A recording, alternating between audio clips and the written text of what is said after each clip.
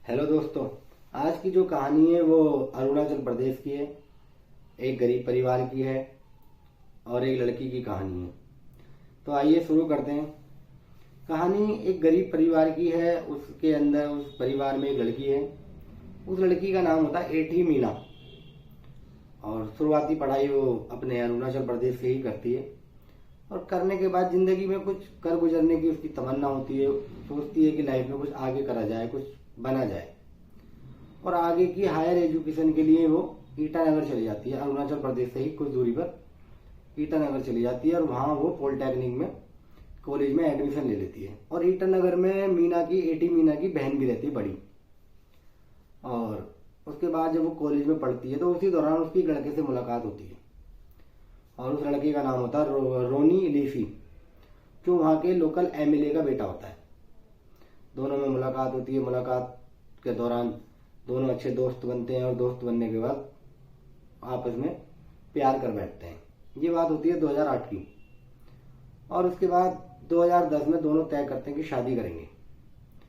और दोनों की फैमिलियों को बताया जाता है। दोनों फैमिली आपस में बात करती है। बात करने के बाद दोनों की शादी 2012 में हो जाती है। सब कुछ ठीक ठाक चल रहा था। उसके बाद मीना 2014 में एक बच्चे को जन्म देती है और उसकी एक बेटी होती है। बेटी होने के बाद सब कुछ ठीक ठाक था, सब बढ़िया था। रोनी भी ठीक था, मीना भी ठीक थी, वो बच्ची भी ठीक थी। 2017 में रोनी मीना से कहता है कि हमने शादी भी कर ली, सब कुछ हो गया, चलो कोर्ट मैरिज और कर लेते हैं।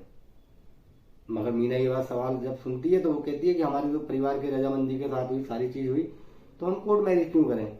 मगर रोनी मानता नहीं है। वो कोर्ट मैरिज के लिए अड़ जाता है और कोर्ट मैरिज करते हैं दोनों। मगर हैरत तो जब होता है कि रोनी ये बात मीना के परिवार को नहीं बताता कि हम कोर्ट मैरिज करने जा रहे हैं। और इसके वजह ये लोग सुनते हैं कि भाई रोनी कोर्ट मैरिज कर रहा है, तो वो भी उनके भी ये बात आसानी से गले नहीं उतरती। बहरहाल कोर्ट मैरिज हो जाती है, सब कुछ ठीक ठाक चलता है। हालात तब बदलते हैं जब 2017 में वो कोर्ट मैरिज करते हैं। आपस में अब दोनों में झगड़े शुरू हो जाते हैं। रोनी बात बात पे मीना को टॉर्चर करना और कभी कभार हाथ भी उठा देना, ये काम करता है। और उसके बाद ऐसे ही चलता रहा। 2017 में लास्ट में रोनी मीना से कहता है कि तुम मुझे तलाक दे दो, मैं तलाक चाहता हूँ। मगर मीना इसके लिए तैयार नहीं होती। ये बात मीना के और रोनी के परिवार को पता चलती है।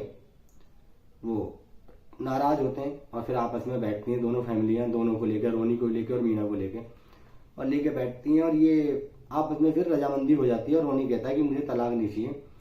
सब कुछ ठीक ठाक हो जाता है। फिर दोनों फैमिली अपने अपने घर चली जाती हैं और अपने दोनों रोनी और मीना खुशी खुशी रहते हैं। रोनी और मीना अलग मकान में रहते हैं। रोनी उसे एक अलग नए मकान में लेकर रहता है। और उसके बाद दोनों परिवार अपने घर चले जाते हैं, सब कुछ ठीक ठाक चलता है। मगर रोनी उसके बाद फिर यही कहता है कि भाई फिर झगड़े शुरू होते हैं। फिर परिवार एक बार बैठता है, आपस में तालमेल करते हैं, बातचीत करते हैं, फिर मामला सुलझ जाता है। और उसके बाद कुछ इसी तरह चलता है और टाइम आ जाता है लगभग 2019 का। तो ये पता चलता है कि रोनी अक्सर एक लड़की के साथ रहता है। उसका नाम है चूमी ताया।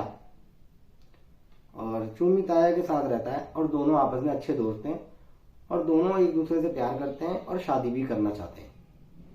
अब मीना के समझ में ये बात आई कि आखिर रोनी का व्यवहार ऐसे क्यों बदल गया, ऐसा क्यों हो गया। उसके बाद सब कुछ ठीक ठाक चलता रहता है और लगभग 2020 तक इनमें आपस में झगड़े होते हैं। और फिर टाइम आता है 2020 की मार्च अप्रैल का, और मीना एक बार फिर प्रेग्नेंट होती है। और दोनों परिवारों में बहुत खुशियां होती हैं कि चलो मीना फिर एक बच्चे को जन्म देगी। उसके बाद सब कुछ ठीक चलता है और मीना का जो डिलीवरी का टाइम रखा जाता है वो लगभग होता है 2021 जनवरी का टाइम। उसके बाद सब कुछ ठीक ठाक चलता रहता है। मगर ये जो रोनी की जो साजिश थी तलाक लेने की और मीना को प्रेग्नेंट करने का, वो एक गहरी साजिश थी। उसके बाद सब कुछ ठीक रहता है तो फिर रोनी अपने दो दोस्तों से बात करता है मीना की कत्ल करने के लिए। कत्ल करने के बारे में। अब कत्ल करने की प्लानिंग शुरू होती है। प्लानिंग पहले से ही चल रही थी और मीना को प्रेग्नेंट भी इसलिए किया गया था कि हमारे बीच तो ऐसी कोई बात नहीं थी। अब देखो, एक दूसरे से हम इतना प्यार करते हैं। एक बच्ची हमारी 2014 में हुई और अभी ये भी प्रेग्नेंट है 2020 के अंदर, मार्च अप्रैल में।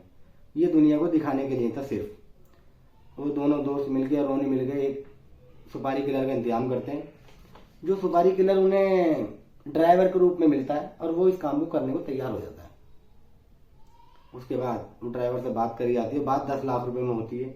एक होटल के अंदर मीटिंग होती है और मीटिंग में बात तय होती है कि 5 लाख रुपए ये लो और 5 लाख रुपए काम होने के बाद। वो ड्राइवर मान जाता है, राजी हो जाता है और फिर वो ड्राइवर को मीना से मिलवाता है कि ये तुम्हारे लिए नया ड्राइवर रखा है, अब तुम इसी के साथ आया जाया करो। मीना भी कहती है ठीक है, कोई दिक्कत नहीं है, सब कुछ ठीक था। अब उसके बाद एक डेट मुकर्रर की जाती है, एक टाइम रखा जाता है कि मीना को मारना किस तरह है। तो टाइम ये तय होता है कि एक दिन मीना को तुम गाड़ी में अकेले लेके जाओगे किसी काम के बहाने से और उसका कत्ल कर दोगे। कत्ल करके गाड़ी पहाड़ से गिरा देना, पहाड़ से खाई में गिरा देना। लोगों को एक्सीडेंट लगेगा और काम हो जाएगा। प्लानिंग पूरी तैयार हो जाती है। उसके बाद एक डेट रखी जाती है। वो डेट होती है 5 फरवरी 2020, सॉरी 5 नवंबर 2020। लगभग मीना 6-7 महीने की प्रेग्नेंट होती है और उसके बाद 5 नवंबर 2020 आती है और वो डेट आ जाती है करीब। मगर वो जो ड्राइवर होता है, सुपारी किलर होता है, वो ये कह के रोनी को कहता है कि मैं अकेला ये काम नहीं कर पाऊंगा, एक और साथी की जरूरत है। रोनी अपने दोस्त से, जो दोस्त पहले हेल्प करते थे, उनसे बात करता है और उनसे बात करने के बाद वो एक और सुपारी किलर का इंतजाम करते हैं और वो भी उसे मिल जाता है। मिलने के बाद टाइम वही रहता है 5 नवंबर 2020। उसके बाद रोनी कहता है 5 नवंबर को दिन में मीना से कि एक जगह है जो आगे पड़ती है खड़सिंग सा, ईटानगर से आगे पड़ती है खड़सिंग सा, कि हमने वहाँ कुछ जमीन ले रखी है, वहाँ के कुछ कागजात हैं, वो जाके फाइनल कर आओ और मैं अभी पीछे से आऊँगा, मुझे कुछ काम है। मीना कहती है ठीक है, वो राजी हो जाती है। वो गाड़ी होती है इनोवा, टोयोटा इनोवा, उसमें बैठती है और उसी ड्राइवर जो सुपारी किलर होता है उसके साथ आगे चल देती है। और टाइम होता है लगभग 12 बजे का। और कुछ दूर पर गाड़ी चलने के बाद एक गाड़ी रुकती है और एक वही जो दूसरा सुपारी किलर होता है वो गाड़ी में बैठता है। मीना पूछती भी कि ये कौन है, तो वो कहता है कि मेरा दोस्त है, इसे कुछ काम है, ये पीछे बैठ जाएगा। वो पीछे बैठ जाता है।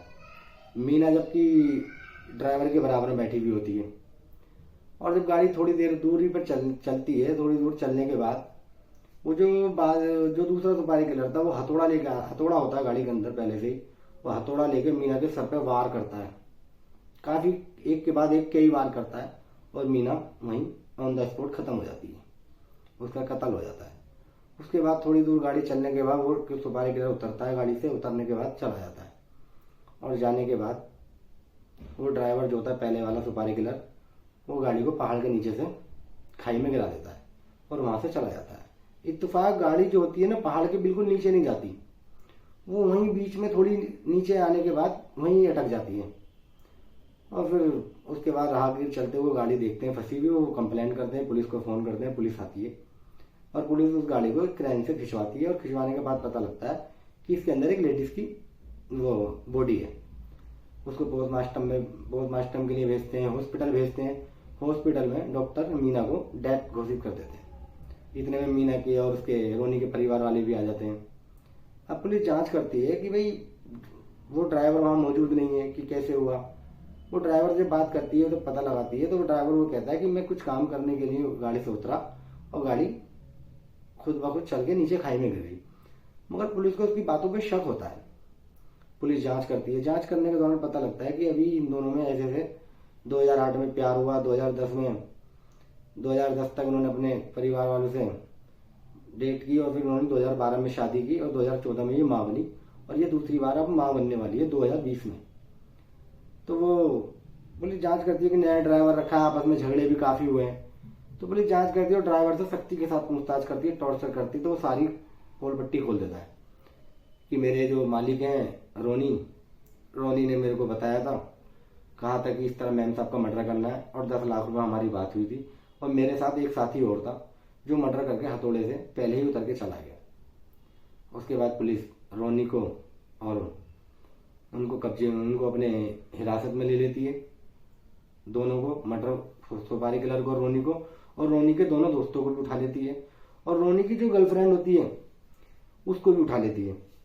उसको उठाने के बाद, जिसका नाम चूमी ताया होता है, उसको भी उठा लेती है। ये 6 जनों को उठा के हिरासत में लेके अंदर रखती है और इनसे सख्ती से पूछताछ करती है। तो ये अपने सारे प्लान के बारे में बता देते हैं कि हाँ, इस तरह से हम दोनों शादी करना चाहते थे और ये ऐसे से हमने मर्डर को अंजाम दिया है। तो ये थी एटी मीना की कहानी अरुणाचल प्रदेश की। और उसके बाद ये आग पूरे अरुणाचल प्रदेश में फैल जाती है और लोगों में बड़ा गुस्सा होता है। और गुस्सा भी इस बात को लेकर होता है कि एक 7-8 महीने की प्रेग्नेंट औरत को उसके ही हस्बैंड ने इस तरह से इतनी बुरी बेरहमी से मरवा दिया। इस बात को लेकर बहुत सख्ती के साथ लोगों में गुस्सा होता है। कैंडल मार्च निकलते हैं, जगह जगह धरने प्रदर्शन होते हैं और पुलिस भी अपना काम सख्ती के साथ करती है। और 2021 में कोर्ट के अंदर चार्जशीट पेश कर देती है। पेश करने के बाद कोर्ट भी जब ये धरने प्रदर्शन के बारे में इतना देखते हैं और सुनते हैं, तो वो भी जब तक किसी भी आरोपी को जमानत नहीं देती है। और अब कोर्ट में चार्जशीट पेश हो गई है, अभी फैसला आना बाकी है। ये थी अरुणाचल प्रदेश की कहानी एटी मीना की। किस तरह एक हस्बैंड ने अपनी वाइफ का कत्ल किया, किस तरह से उसके मर्डर की प्लानिंग की, और किस तरह से दोनों प्यार में 2008 में प्यार हुआ और इतने लंबे टाइम बाद 12 साल बाद उसका कत्ल करवा देता है। तो ये थी अरुणाचल प्रदेश की कहानी एटी मीना की। आपको ये कहानी कैसी लगी हमें कमेंट बॉक्स में बताएं, और हमारी कहानी इसको चैनल को सब्सक्राइब करें, बेल आइकन को प्रेस करें ताकि आने वाली कहानी आपको मिलती रहे। तब तक के लिए शुक्रिया, बहुत बहुत शुक्रिया।